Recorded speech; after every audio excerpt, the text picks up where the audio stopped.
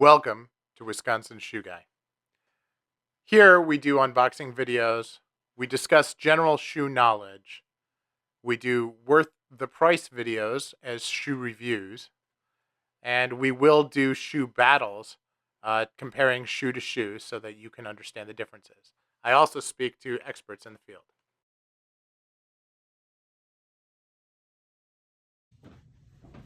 So let's talk about soles. Today we've got a number of split-toe shoes, and I wanted to talk to you about what can make the most interesting sole. And as you look at rubber soles, that's where the question becomes most interesting. Because leather soles can be great, and we've talked a lot about fiddleback waists and different type of soles, different sole painting, even some sole textures and finishing. But rubber soles have a lot of variety. So first we're going to talk about what they call a Tapered sole, and this is a split sole where it has like a rubber piece integrated into the sole. They actually take the sole, carve it out, and put the rubber in, and then sew it in together. This is what used to be my favorite type of rubber sole. Now this one actually doesn't have a full piece of leather. This actually has a large piece of rubber that's put in there. So different brands will make this differently. I had a pair of Alden Edmonds where it was a full leather sole, and then this was kind of integrated into half of it. So it's different. This is called Tapered.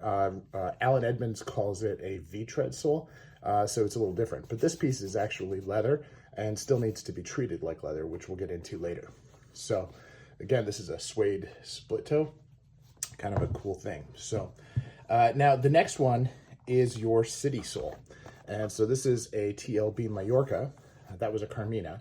And TLB uses this type of city sole with this really cool texture on it. Okay, so I'm going to put these next to each other so you can see the difference in the texture. This is kind of a straight line. This is kind of this hatch pattern. Okay, this is really good for traction, where like a day-night sole may have some looseness in it on certain types of like on a wet marble or something like that. This actually has better traction on that surface. So if you happen to work at a hospital or an office building where they do a lot of mopping, or you're in the middle of winter and everybody's walking through with wet feet, this can be a really good option for you. You can see most rubber soles are going to have the stitching on the outside, or the stitching is going to be integrated into the thicker ones. We'll see that in a minute here. So, speaking of larger, here is one. This has the stitching on the outside too, but this is a Lactase Sole. Right? See that? And this is like super, super soft. Now, this is a Bruno Magli, but you can get this sole as part of the MTO program at Carmina. You have to call the store and ask, though, because it's not on the site. It is on the site in Europe, which is how I found out about it, but it is something that they will do if you ask. A really, really cool sole. This is probably, you can see, I can just kind of touch it and push down on it. It really feels like you're walking on a pocket of air, kind of reminiscent of like a Doc Martens sole. But a higher quality. The rubber feels like a higher quality rubber. So for what that's worth. Really cool, really comfortable sole. Now then we have, this is the Paraboot Sole. And Paraboot's known for their rubber. And this is a very cool sole. It's the quietest sole I own. And it's all just one thick piece of rubber. And you can see that the stitching is into the rubber directly. Right through the welt into the rubber. Very cool. Can be resoled. And a very, very long wearing. I mean, I've had this shoe for more than a year. You can't even see any tread wear at all. Well, barely, a little bit here. But it's a very, very good, well-made sole. Now, Crockett and Jones has this really unique city sole that makes it different. And it has this pattern here, which provides some good traction, but it also has a very, very low profile. So like a city sole, you can't really tell from the outside that this is not leather. Right. So when you want to keep now these are suede, so they don't necessarily they're not necessarily as dressy as they could be, but this shoe in leather has the same sole and can easily be worn with a suit. And in the UK, obviously they get a lot of rain, and they like to have that option. Now, the last one I'm going to show here, and I decided not to show the stud sole because it is so common, is a full Commando sole. Now this is by this brand right here.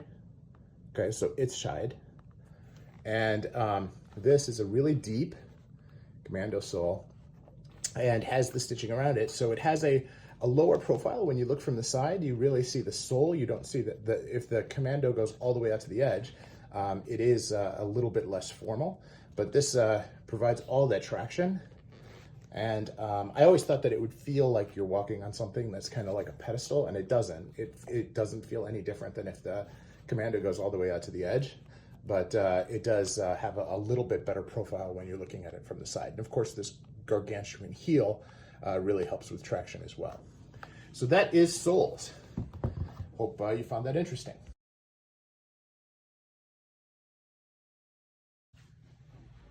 So, continuing on our quest for understanding the perfect sole, I wanted to just walk through a couple of other examples that you can see.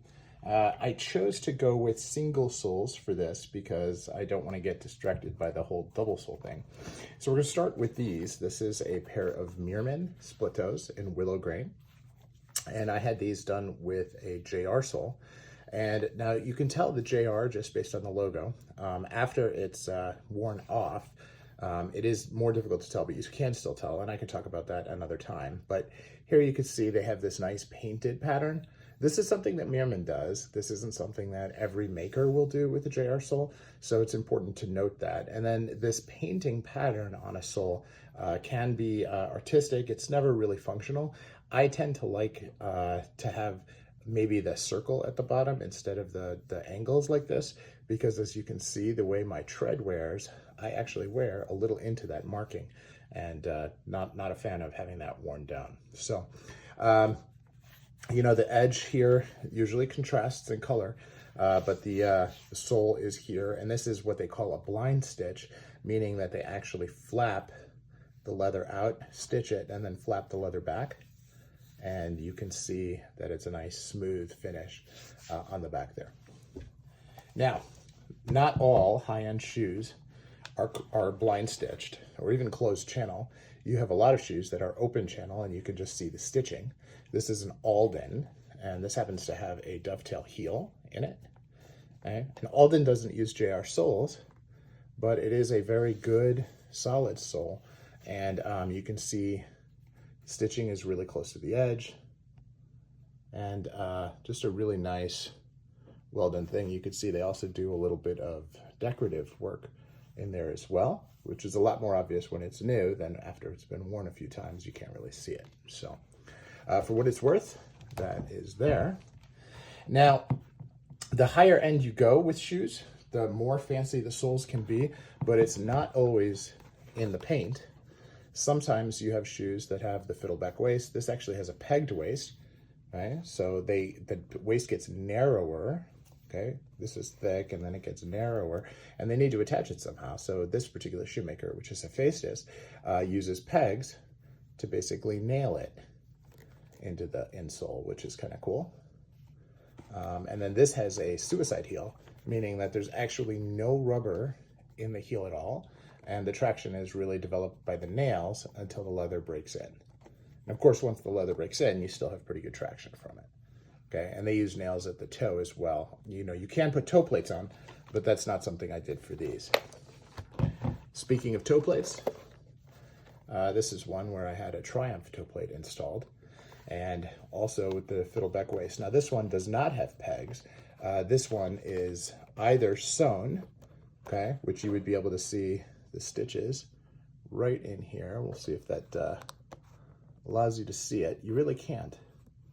It's very difficult to see. You can see the stitches here, and you can see the stitches, and then they stop. Okay, so it's either stitched very carefully there. Some brands actually cement it, although these are Yosol, and I don't believe that these are cemented. But you know, there's a lot of different ways to do it. They can also peg it, depending on the shoe. So there's a lot of different things. Now this actually has what they call a tapered heel. So if you look at these two heels combined, you can see that the shape of the heel is different. This is more like a cowboy boot. And so that is another option there as well. And then last but not least, I left this out of the last one, but I figured the video really wouldn't be complete if I didn't show it. And that is a day-night sole. Okay, now Dainite is not the only brand that does this. Carmina has their own brand. Vibram makes a really good rubber sole like this as well. It's a little dirty, sorry about that. But this is another option that you have there. And these studs, as I call them, stud soles, are really effective. They provide a really nice thin profile. You can't really see the studs from the side. And they do provide decent traction on almost every surface and protect your feet just as well as any of the other rubber soles. So that is our episode on soles. Hope you found it helpful. So as we talked about a little bit before, some of the soles have this integrated leather and rubber. And sometimes what happens, especially when you wear them like rubber shoes, is that this part can get really, really dry. And so I've got here a little bit of a sticker that's left on it. But, you know, this used to be kind of like a dark brown. And so it's gotten a lot of dryness to it. So wanted to just take care of that sticker and then show you from a shoe care perspective how I treat this type of thing. So here we're just gonna get that off. Nothing major. I've tried not to carve the leather. Not 100% successful at that. But now I use a product called Saphir Sole Guard. I got this from Kirby Allison. And it is something that I don't use on all my shoes. I didn't use until relatively recently, so I can't tell you whether or not it actually works.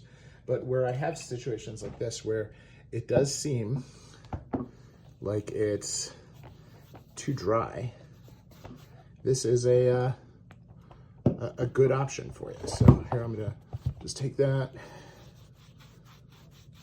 and just liberally apply it. You know, the idea here is you just want to have it so that it creates an oil barrier to protect the leather so that any of the moisture that you kick up in there doesn't really do any harm. In my mind, this is no different than, you know, doing a basic suede spray. You do it every now and then. They say to do the suede spray every 6 months. I am more of the mind of every couple of years. Or if the suede actually starts looking like it's soaking in water, I would do that. So that's it. Not a complicated process. You can worry about this area in here as well. You know, obviously this part here is all coated, so that when you redo the edge dressing, that'll catch that and give it a little bit of a wax barrier. So you can see it starts drying right away. It just soaks it in. If it soaks in and it's still as dry a color as it is here, then I would reapply. So hope that helps. Just basic sole care. And I'd use this for all my leather soles if they get this dry. But I went through my collection and I didn't see any other pairs that were this dry. So not time to do any yet.